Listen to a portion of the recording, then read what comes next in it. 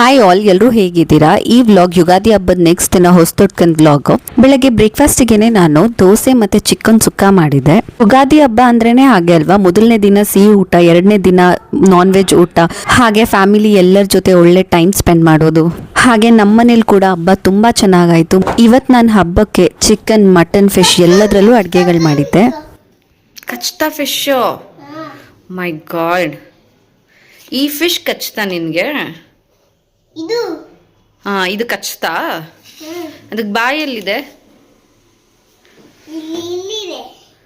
ಮೊದಲಿಗೆ ನಾನಿಲ್ಲಿ ಅಂಜಲ್ fish fry ಮಾಡೋದಕ್ಕೆ ಮಸಾಲಾ ಪೇಸ್ಟ್ ಮನೆಯಲ್ಲೇ ರೆಡಿ ಮಾಡ್ಕೊಳ್ತಾ ಇದ್ದೀನಿ. ಒಂದು ಮಿಕ್ಸಿ ಜಾರಿಗೆ ಬೇಯಿಸಿರೋ ಬ್ಯಾಡಗಿ ಮೆಣಸಿನಕಾಯಿ, ಮೆಣಸು, ಬೆಳ್ಳುಳ್ಳಿ, ಜೀರಿಗೆ, ಈರುಳ್ಳಿ, ಅರಿಶಿಣದ ಪುಡಿ, ಸ್ವಲ್ಪ ಹುಣಸೆಹಣ್ಣು, ಹಾಗೆಯೇ ಉಪ್ಪು, ಕರಿಬೇವು ಸೊಪ್ಪು, ಸ್ವಲ್ಪ ನೀರು ಹಾಕಿ ಒಂದು ಒಳ್ಳೆ ಫೈನ್ ಪೇಸ್ಟ್ ಮಾಡ್ಕೊಳ್ಬೇಕು. ಅದಾದ ನಂತರ ಈ ಮಸಾಲೆಗೆ ಫಿಶ್ನ ಹಾಕಿ ಮ್ಯಾರಿನೇಟ್ ಮಾಡಿ ಒಂದು 1 hour ಆಗೋಷ್ಟು ಫ್ರಿಡ್ಜಲ್ಲಿಟ್ಟು ಮ್ಯಾರಿನೇಟ್ ಮಾಡಬೇಕು.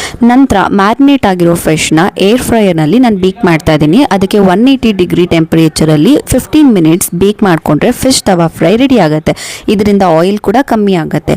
ನೆಕ್ಸ್ಟ್ ನಾನಿಲ್ಲಿ ಮಟನ್ ಸಾಂಬಾರ್ ರೆಸಿಪಿ ಶೇರ್ ಮಾಡಿದ್ದೀನಿ.